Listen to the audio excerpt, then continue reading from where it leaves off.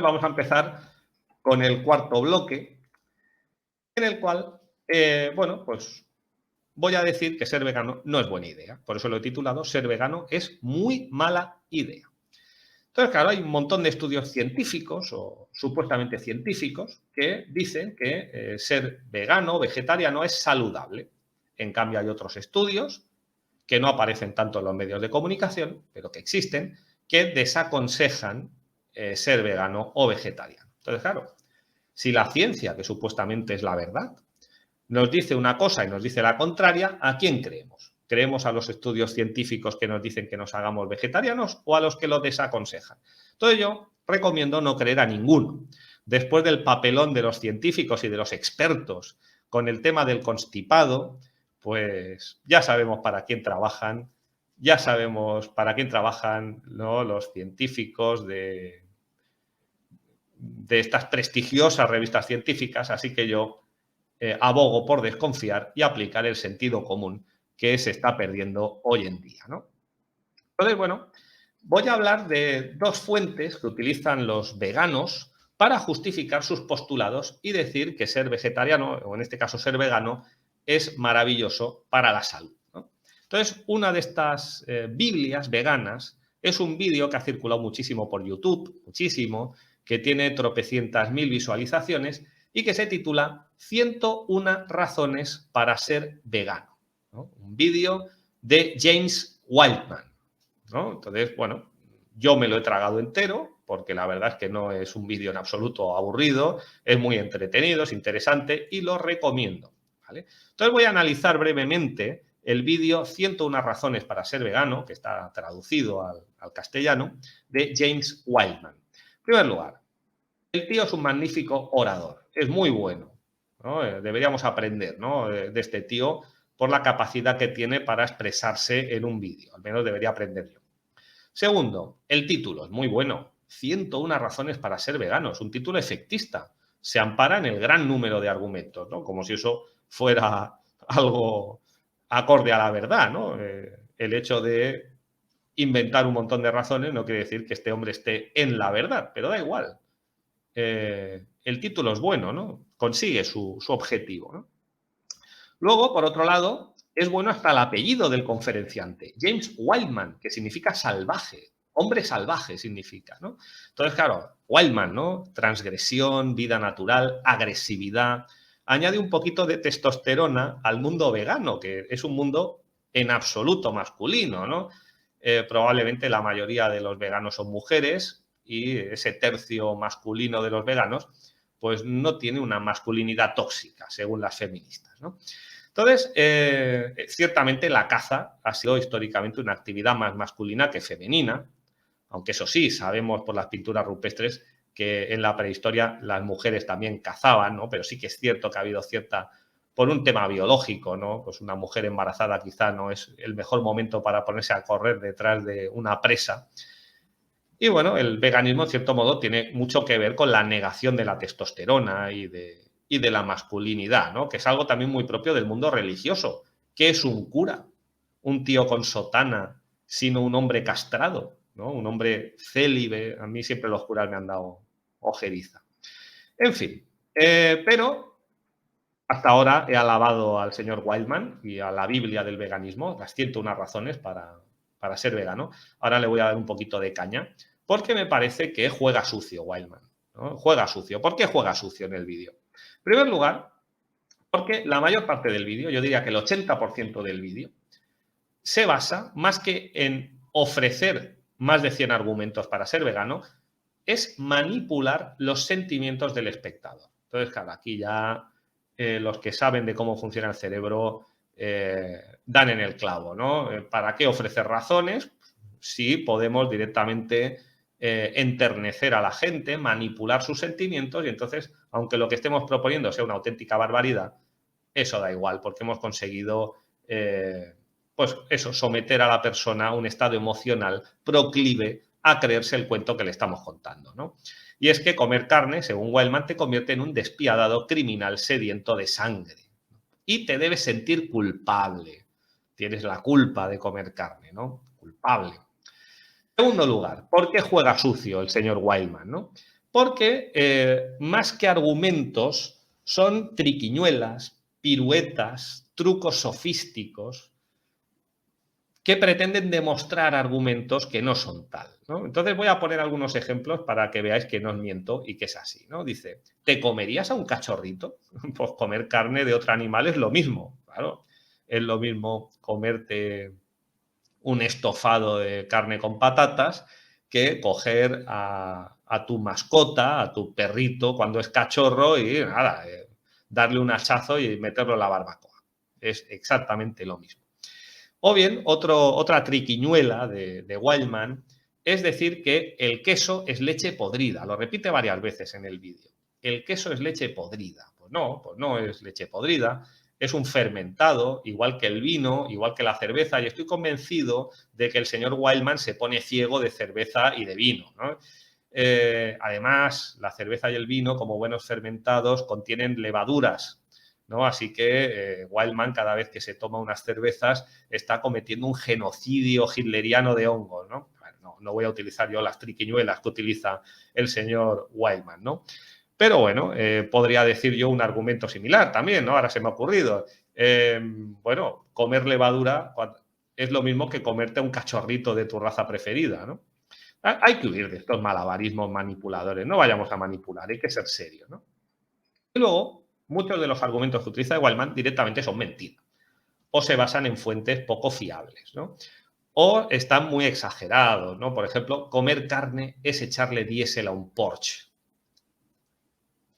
¿no? No será al revés, ¿no? Digo yo, no será que no comer carne te hace que pierdas energía, ¿no? No hay más que ver la cara mortecina y pálida que tienen algunos veganos. Pues bueno, vamos con la otra Biblia del veganismo, que es un estudio muy antiguo ya, pero que siguen nombrando, que siguen haciendo referencia a él, que es el famoso estudio de China, de Colin y Thomas Campbell. Estudio de China. Bueno, ¿de qué va este estudio de China? Básicamente, lo resumo, es que los ratones veganos viven más tiempo que los ratones que comen carne, porque los ratones que comen carne tienen muchos cánceres. Básicamente, eso es lo que dice el estudio de China. Dice, pues si le pasa a los ratones, le pasará a los seres humanos. Pero claro, aquí hay un tema obvio, ¿no? Que no hace falta que lo diga yo, y es que el estudio está hecho con ratones y los seres humanos no somos ratones. Nuestro aparato digestivo no es el de un ratón. Nuestras necesidades nutricionales son diferentes a las de los ratones, ¿no? Con lo cual, ya este estudio, sinceramente, me parece poco significativo, ¿no? Luego, hubo unos señores que hicieron un estudio similar al estudio de China, que fueron unos llamados M. Mathur y N.C. Nayak, que hicieron el mismo estudio cambiando ratones por monos, pensando que, bueno, los monos son animales que se parecen bastante más a nosotros, pero también son evidentemente muy diferentes. Y bueno, las conclusiones a las que llegaron Mathur y Nayak son justamente las contrarias. Es decir, los monos veggies, los monos veganos, forzados a ser veganos, estaban menos sanos que los monos que sí que comían carne, ¿no? Entonces esto me recuerda a Jane Goodall, esta tía tan famosa que le han dado tantos premios, ¿no? Esta que vivía con chimpancés. Yo prefiero la compañía humana, pero allá cada cual. Pues la Jane Goodall demostró que un 8% de la dieta de los chimpancés es de origen animal. Y también que si le das a elegir a un chimpancé entre carne y cualquier otro alimento vegetal, va a elegir la carne. Y que incluso hay chimpancés hembras que se prostituyen a cambio de recibir carne, ¿no? Entonces, bueno, este experimento con monos, el que he citado antes, de Nayak y no sé quién más, pues me parece más apropiado, ya que, bueno, pues como el ministro Garzón, pues eso, ¿no? La inteligencia del chimpancé es similar, ¿no? a la de algunos humanos, como el ministro Garzón. Y bueno, volviendo al estudio de China, el de los ratones, pues hay una serie de estudios que refutan las conclusiones del estudio de China porque ocultan que los tumores que tenían los ratones carnívoros del estudio de China, la mayoría de ellos eran tumores benignos que no provocaban la muerte de esos ratones. En cambio, los ratones veganos cuando tenían tumores con una mortalidad mucho más elevada que la de los ratones carnívoros. Esto lo dice Chris Masterjohn. ¿Por qué? Pues el señor Masterjohn dice que es que los ratones veganos estaban muertos de hambre. Pues ahora entendemos que las personas que han tenido como mascotas en casa, hámsters, estos que están ahí en la ruedecita, y les han dado de comer el pienso de las tiendas de animales, este pienso es vegetal, y entonces ahora entendemos por qué las hámsters hembras se comían a sus propias crías recién nacidas, porque tenían unas carencias nutricionales evidentes por culpa de llevar una dieta vegana antinatural para estos animalejos, ¿no? Y bueno, la última refutación que hago al estudio de China es que todos los ratones del estudio de China estaban enfermos, todos. ¿Por qué? Primero, porque no llevaban una dieta natural, porque unos estaban forzados a comer carne y los otros estaban forzados a no comerla. Y segundo, porque su vida era antinatural, no eran libres. Por esa razón, en una sociedad como la nuestra, en la que no somos libres, estamos enfermos. Somos una sociedad de enfermos. Cada vez estamos más enfermos. Enfermos de cáncer, enfermos de ictus, enfermos del constipado, enfermos de la viruela del mono, enfermos de todo. Enfermos sobre todo a nivel mental, a nivel psicológico, a nivel psiquiátrico. Porque vivimos en una sociedad antinatural y no libre. Y el vegetarianismo es una ideología antinatural y propia de seres no libres impuesta por las élites. Así que yo recomiendo, para demostrar que ser vegano es muy mala idea, el libro Quiero ser vegetariano de Laura Collet Teixido, un libro que desmiente todos estos mitos de que ser vegano es una maravilla. Entonces, bueno, no quiero ser agorero, pero voy a hablar de la relación entre ser vegetariano, sobre todo vegano, y una serie de enfermedades, ¿no? Entonces, bueno, en primer lugar, el hecho de no comer grasas animales y proteínas animales incita al cerebro a tener un mayor deseo de consumir azúcares y carbohidratos. Y los azúcares y los carbohidratos son bastante más insanos que las carnes y las grasas animales. Segundo lugar, aunque evites un exceso de azúcares y carbohidratos, ser vegano te hace ser propenso a tener determinadas enfermedades, ¿no? Entonces, por ejemplo, espondilosis, que es la degeneración de la columna vertebral, que yo me quedé, bueno, no tenía ni idea de que había una relación entre abstenerse de comer alimentos de origen animal y tener espondilosis. Por ejemplo, tenemos el caso de la hipoglucemia, suelen tener cierta tendencia a la hipoglucemia. Por ejemplo, amenorrea, que es la pérdida de la menstruación. Entonces, claro, yo me pregunto, ¿cuántas mujeres dejan de ser veganas cuando quieren quedarse embarazadas? Normalmente uno se hace vegano cuando va a la universidad, que es el momento en el que tu cerebro está siendo dinamitado por toda la propaganda del sistema universitario, ¿no? Es cuando te haces feminista y vegana y animalista y todas estas cosas que son muy guays. Entonces, claro, luego te quieres quedar embarazada y no puedes.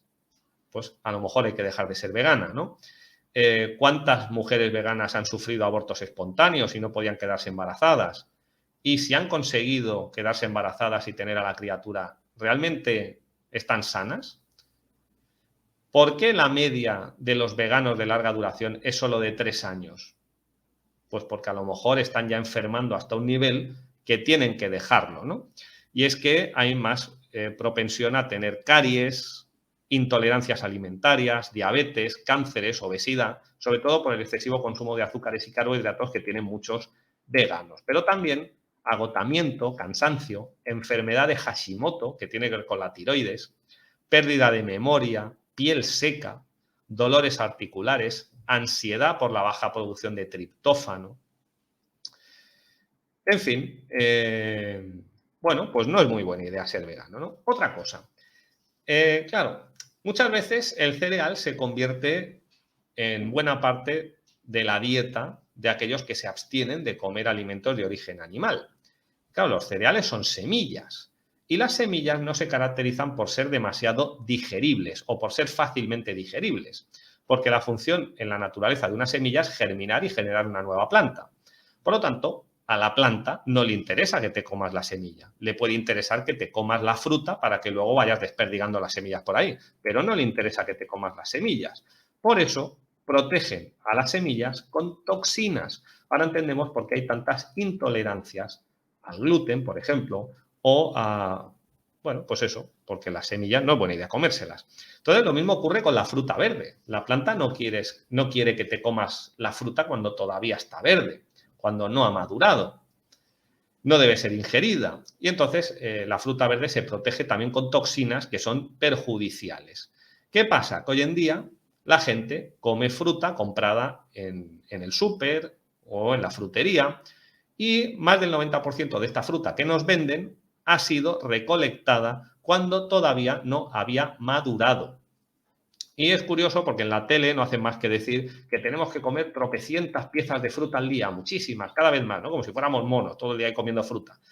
Y el problema no es que la fruta sea mala, es que la mayor parte de la fruta que nos venden, aparte de tener químicos, pues es bastante indigesta porque ha sido recogida cuando todavía no había madurado. Y otro tema es que muchos veganos y vegetarianos abusan de la soja. Claro, y es que quieren seguir comiendo hamburguesas y quieren seguir comiendo queso y como no pueden, pues lo sustituyen por tofu, que se parece un poco, ¿no? El problema es que el tofu que venden, la mayoría está hecho con soja transgénica. Y además es un alimento procesado, así que contiene químicos y es poco saludable. Encima la soja transgénica provoca hipotiroidismo, afecta al páncreas, dificulta la digestión, produce desórdenes hormonales y en los hombres reduce la virilidad. Vamos, una gran idea atiborrarse de tofu hecho con soja transgénica. Y bueno, ahora voy a centrarme en otro ámbito que también desaconseja el veganismo, ¿no? Es que una de las razones fundamentales que utilizan los veganos, aparte del tema ecologista, aparte del tema nutricional, es el de evitar el sufrimiento de los animales, ¿no? Entonces, claro, yo evidentemente estoy totalmente a favor de evitar el sufrimiento innecesario de los animales, ¿no? Creo que la sociedad rural tradicional se caracterizaba por tratar amorosamente a los animales, porque una sociedad convivencial basada en el amor al prójimo es una relación es una sociedad que se va a relacionar del mismo modo con todos los elementos de su entorno, no solamente con sus iguales, con los otros seres humanos, sino también con los animales, que no van a ser maltratados ni van a sufrir en exceso, ¿no? Evidentemente yo estoy totalmente en contra de todas estas granjas de ganadería industrial en las cuales se maltrata a los animales, por ejemplo, el método halal para sacrificar a los animales que utilizan los musulmanes, me parece una práctica totalmente, bueno, de sufrimiento innecesario. Es curioso porque ninguna ONG o asociación animalista o vegana está diciendo nada de por qué ya en Europa hay un montón de mataderos halal. ¿Por qué? ¿No? No dicen nada contra el sufrimiento de esos animales, ¿no? Porque hay un choque aquí de religiones políticas, ¿no? Entonces, claro, entre ellas se tienen que llevar bien. Así que, bueno, me manifiesto totalmente en contra del sufrimiento animal, evidentemente, y bueno, apuesto claramente por eso, ¿no? Por el respeto al resto de seres vivos, ¿no? Pero claro, es que normalmente los veganos más vociferantes son urbanitas, gente que vive en ciudad, que no conviven con animales, no conviven con vacas, que no conviven con cerdos, no conviven con gallinas, tampoco entienden a estos animales, tampoco a los animales salvajes, y la única relación que tienen con animales es una relación extraña, tóxica, como se diría hoy en día, con sus mascotas. Mascotas que, curiosamente, son casi siempre animales carnívoros, que comen piensos hechos básicamente con carne, que son gatos y perros. Entonces, cohabitan con ellos en pisos. Estos animales llevan una vida totalmente alejada de lo que vendría a ser lo ideal para ellos, ¿no? Así que es un extraño amor hacia los animales y una extraña pasión vegana, ¿no? También es cierto que hay veganos que desaconsejan tener como mascota animales carnívoros o directamente desaconsejan tener mascotas, ¿no? Entonces, bueno, es la sociedad actual. esta sociedad que fomenta el veganismo, la que ha creado estas granjas controladas por grandes empresas que se dedican a torturar a monos, a conejos y a perros, por ejemplo, para probar cosméticos o medicamentos, ¿no? Es esta sociedad, la misma que nos recomienda ser veganos, ¿no? También existen productos veganos, supermercados veganos, restaurantes veganos. Es decir, hay toda una industria y un capitalismo vegano y vegetariano, ¿no? También son grandes industrias las que producen los complementos vitamínicos que se tienen que tomar los veganos para poder sobrevivir o malvivir sin el consumo de alimentos de origen animal, ¿no? Y bueno, y poniéndonos un poco así malabaristas, como el Wildman, ¿no? Podemos decir, ¿qué hay del sufrimiento de las plantas? ¿No? Parece ser que, bueno, las plantas son más complejas de lo que nosotros nos creíamos, ¿no? Sabemos que los árboles se comunican entre ellos a través de las raíces, por ejemplo, alertan a otros árboles de que se aproxima el fuego, o sabemos que las plantas o partes incluso de un vegetal aumentan sus niveles de estrés cuando van a ser arrancadas o cortadas por un cuchillo, ¿no? Esto es realmente interesante, ¿no? ¿Por qué los veganos se centran solamente en los animales y no en los vegetales o en los hongos, ¿no? Y bueno, ¿cuántos animales mueren en la práctica de la agricultura, ¿no?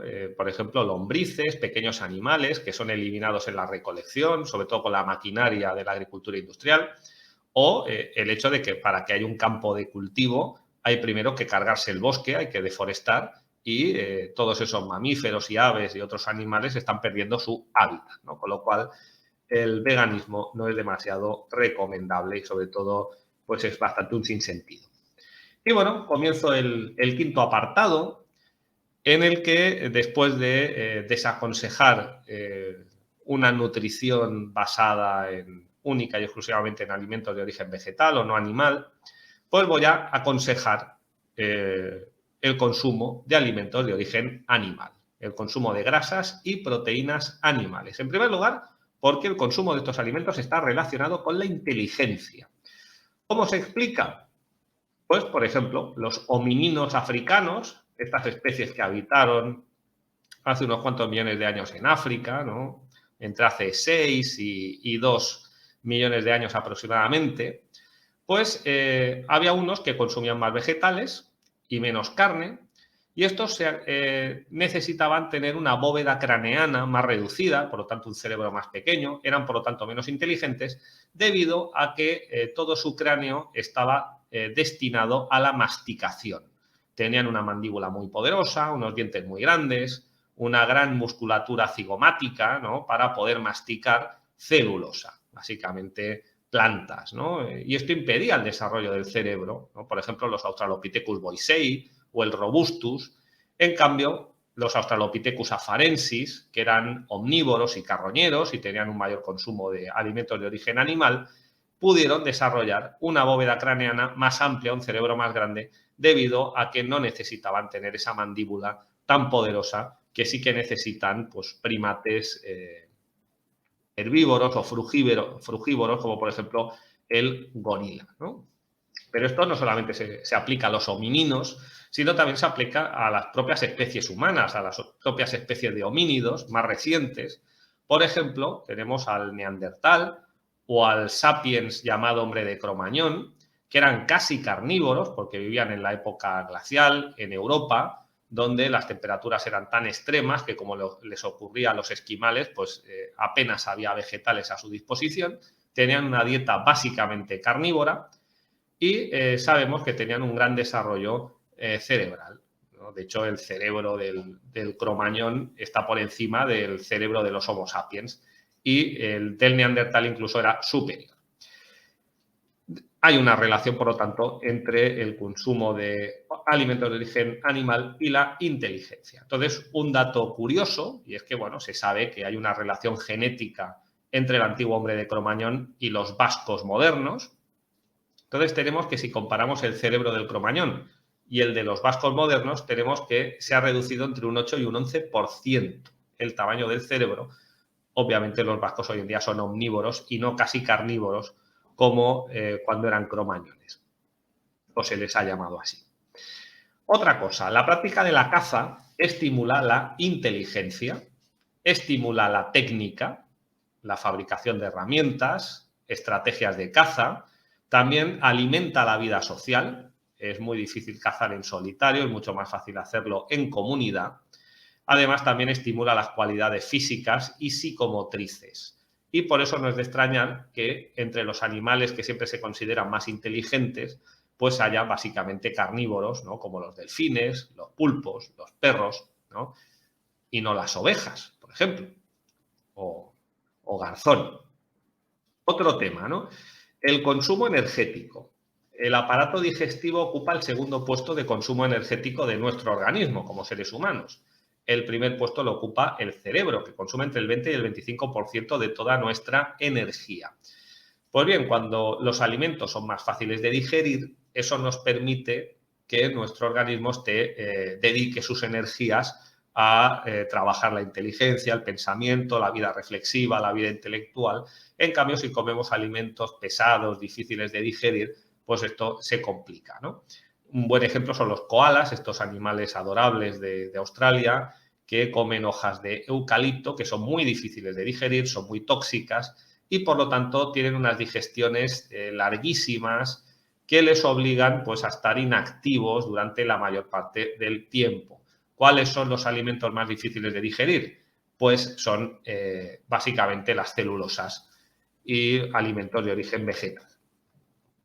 Claro, luego tenemos que hay animales que pueden digerir mejor los alimentos vegetales porque tienen una serie de estrategias que han desarrollado los herbívoros, como por ejemplo en el caso de los conejos, que se comen sus propios excrementos, los excrementos blandos de los conejos, los vuelven a comer y de esta manera pueden digerir mejor las fibras vegetales.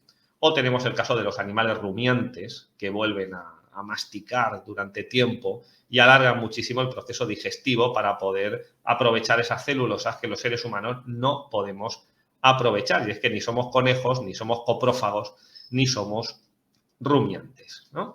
Entonces, bueno, yo recomiendo la página de la Weston A. Price Foundation, que bueno, es una asociación que se dedica a alabar el consumo de carne y alimentos de origen animal y que incluso se atreven a decir que el 65% de los alimentos que ingerimos deberían ser de origen animal y no vegetal. Por lo tanto, evidentemente, desaconsejan el hecho de ser vegano.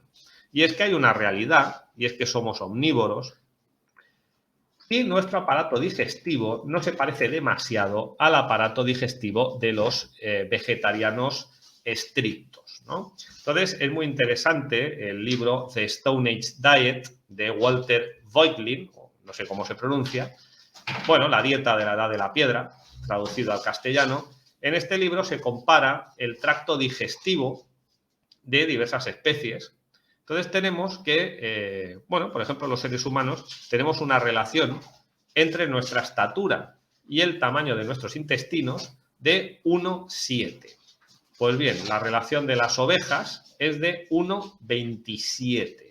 Es decir, necesitan tener un intestino mucho más largo porque su digestión es mucho más compleja. Pues bien, si comparamos nuestro tracto digestivo con el de animales carnívoros, resulta que se parece mucho más, porque el de los perros, que son carnívoros, es de 1,5. Es decir, somos omnívoros, no somos carnívoros, pero nos parecemos un poquito más a los carnívoros que no a los herbívoros estrictos. Y esto pasa también, por ejemplo, con el tamaño del estómago, que tiene una capacidad en los humanos de 2 litros frente a los 32 litros de la oveja.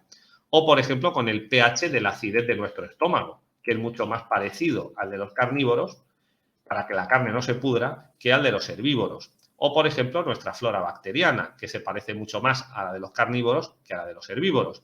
O, por ejemplo, el tamaño de nuestra vesícula biliar, que es muy grande, más parecida a la de los carnívoros. O, por ejemplo, el intestino grueso. El nuestro está pensado básicamente para evacuar, como el de los carnívoros. O, por ejemplo, el ciego que tenemos, que no tiene un uso nutricional, como ocurre con los carnívoros. Y si consultáis en Internet imágenes del aparato digestivo de los carnívoros, veremos que se parece mucho más al nuestro que no el de herbívoros. Y bueno, esto es una realidad.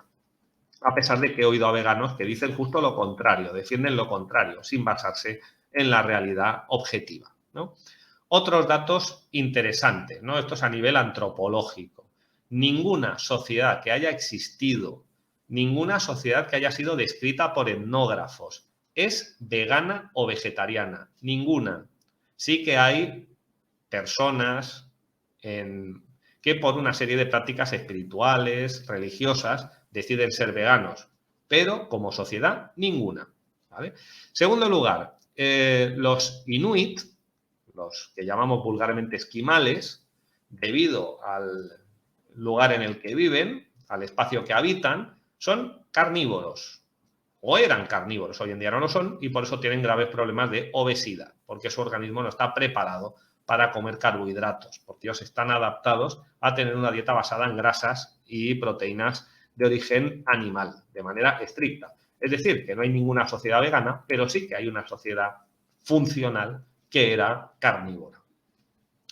Solo un 14% de las sociedades que han estudiado los antropólogos consumen más vegetales que alimentos de origen animal. Solo un 14%. ¿Vale?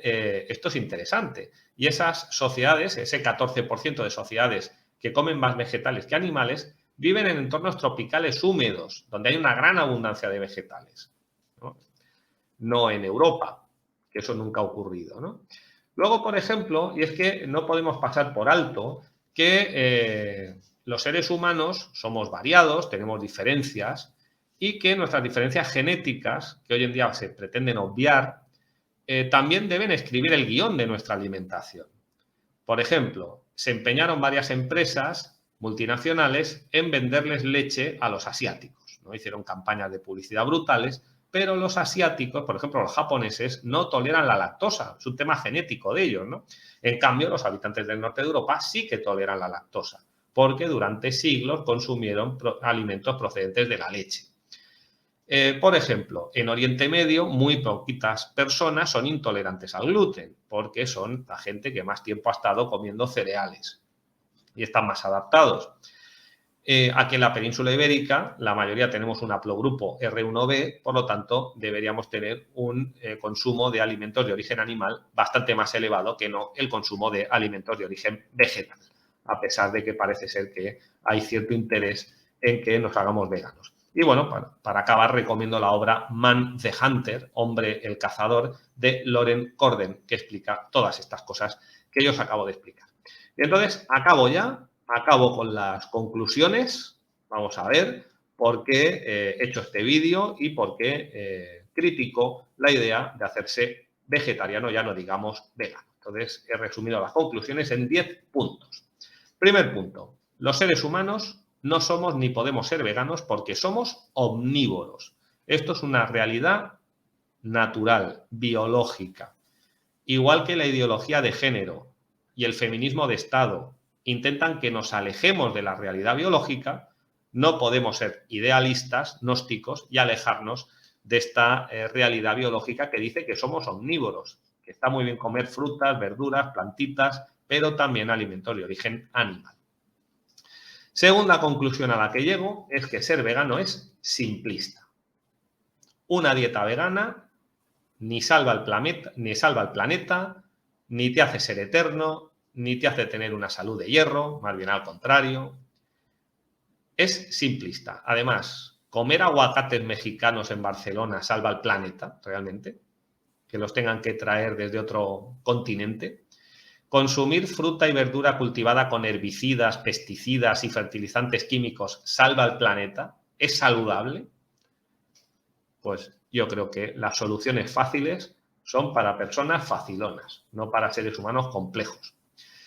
Tercera conclusión a la que he llegado es que ser vegetariano no te hace ser mejor persona. Así que vamos a acabar con esto de la superioridad moral. Yo no me siento moralmente superior por el hecho de comer carne o comer huevos, ¿no? Y bueno, pues ya sé que esto es un argumento quizá demasiado, bueno, interesado, ¿no? Pero bueno, tenía ganas de decirlo. Adolf Hitler era vegetariano y no era una buena persona.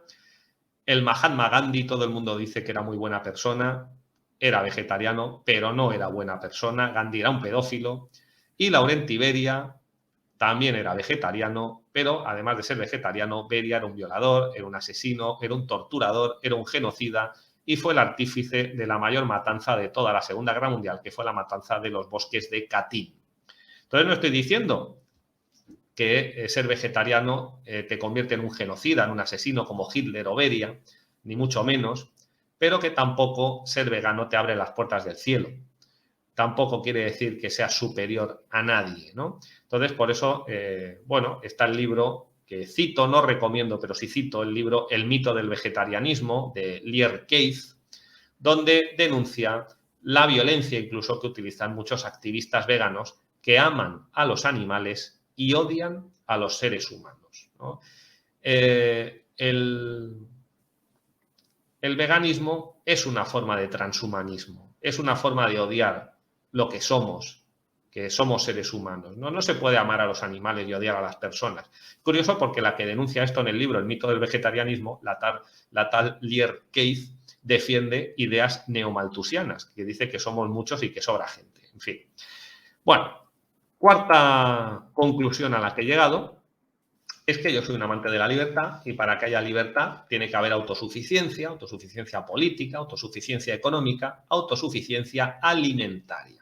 Y la dieta vegana no puede ser en ningún momento autosuficiente porque es un lujo burgués propio de una sociedad capitalista de consumo como la nuestra. Una sociedad capitalista de consumo que está a punto de derrumbarse, por cierto. Con lo cual, los veganos tienen los días contados. Porque todas las sociedades a lo largo de la historia, todas se alimentan de lo que el entorno les ofrece. Y eso no puede excluir en ningún momento alimentos de origen animal, ni siquiera en selvas tropicales húmedas donde los alimentos vegetales abundan muchísimo. Ni siquiera ellos se pueden privar de consumir alimentos de origen animal, ¿no? Entonces, claro, es que los que defienden la dieta vegana aspiran a que los seres humanos nos convertamos en animales de granja que comemos el pienso que nos venden en los supermercados del Estado. Quinta conclusión a la que he llegado, ¿no? Es, si no somos veganos, ¿qué debemos comer? Pues debemos comer de todo.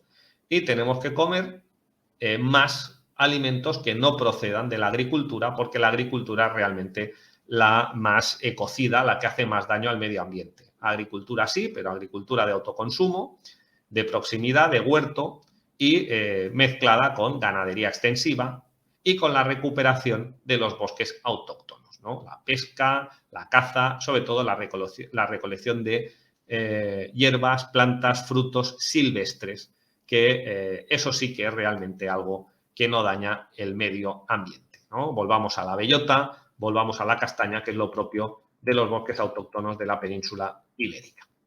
Sexta conclusión a la que llego, y es que hay que rechazar la ganadería industrial. En esto estamos de acuerdo con los veganos, ¿no? Porque maltrata a los animales, que es intolerable. Y una cosa, el sadismo contra los animales es la antesala del sadismo con los humanos. Yo que he estudiado bastante a los sádicos, pues primero empiezan siendo sádicos con los animales y luego pasan a serlo con otros seres humanos, ¿no? Con lo cual, estoy totalmente en contra del maltrato animal. Pero la ganadería industrial también maltrata a los trabajadores de la ganadería industrial, a los trabajadores asalariados, a nivel de explotación laboral, a nivel de jornada, a nivel de trabajo inhumano. Imagínense lo inhumano que es trabajar en un matadero, ¿no? En todos los sentidos es inhumano, ¿no? Además, la ganadería industrial produce productos nocivos de ínfima calidad, acumula residuos tóxicos, ¿no? Los purines, que contaminan los acuíferos. Hay un despilfarro energético en maquinaria, en transporte, en energía, en la producción de piensos. En fin. Séptima conclusión a la que llego es que, fijaos a la conclusión a la que he llegado, los animales no son seres humanos. Parece una tontería, una perogrullada, pero es que es así. Los animales deben servir a los seres humanos. En la ganadería para proporcionarnos alimentos, para proporcionarnos cuero, para proporcionarnos lana, para proporcionarnos abono, para utilizarlos como medio de transporte, como fuerza motriz. Eso sí que es ecológico, utilizar animales y no combustibles fósiles. Octava conclusión a la que he llegado es que ser vegano no es ni alternativo ni revolucionario. Ser vegano es lo que desean Garzón, el ministro de Consumo, es lo que desea Bill Gates, es lo que desea la OMS o la OMS, es lo que desea la Unión Europea, es lo que desea el gobierno de España, es lo que desea la publicidad comercial. El veganismo además es antipopular. La gente normal y corriente, los que no van a la universidad ni se tragan los bodrios feministas y las tonterías estas, ni son veganos ni lo quieren ser. Esto es una cosa de snobs, de pijos, de moda. El veganismo atenta contra el sentido común, contra la naturaleza del ser humano, contra la realidad biológica. Es pura ideología al servicio de los intereses estratégicos de las élites. Novena conclusión. El veganismo es una forma de transhumanismo, porque los seres humanos somos omnívoros, no veganos. Igual que es una forma de transhumanismo otras religiones políticas, como por ejemplo la ideología de género, o como por ejemplo los milagrosos remedios contra el constipado de moda. Nos guste o no nos guste matar animales, los seres humanos somos omnívoros. Y bueno, la décima y última conclusión a la que llego, y con esto ya acabo el vídeo, que no me quiero hacer tan pesado, es que los veganos atentan contra la sociedad convivencial. Ser vegano es convertirte en un ser egocéntrico que obliga a su familia y a sus amigos a que les cocinen una comida alternativa porque ellos no la pueden comer, a ir a un determinado restaurante que tenga una alternativa vegana. Forma parte del carácter egocéntrico y solipsista tan propio de nuestra sociedad posmoderna, ¿no? Pero también existen comunidades alternativas, centros sociales, en los que la obligación para formar parte de ellos es que solo pueden cocinar comida vegana, ¿no? Con lo cual ya están excluyendo a las personas con sentido común que también quieren comer alimentos de origen animal, ¿no? Es curioso porque también existen aquí en Cataluña casas de la dona, que son centros donde solamente pueden vivir allí mujeres, ¿no? Los hombres están vetados y además tienen que comer alimentos única y exclusivamente de origen vegetal. En fin, si queremos apostar por una sociedad de la convivencia, de estar con los iguales, con los otros seres humanos, tenemos que olvidarnos de estas modas, de estas ideologías, de estas prácticas religiosas que tanto interesan a las élites con poder. Y bueno, con esto ya me despido de vosotros, hasta la próxima y que vaya muy bien.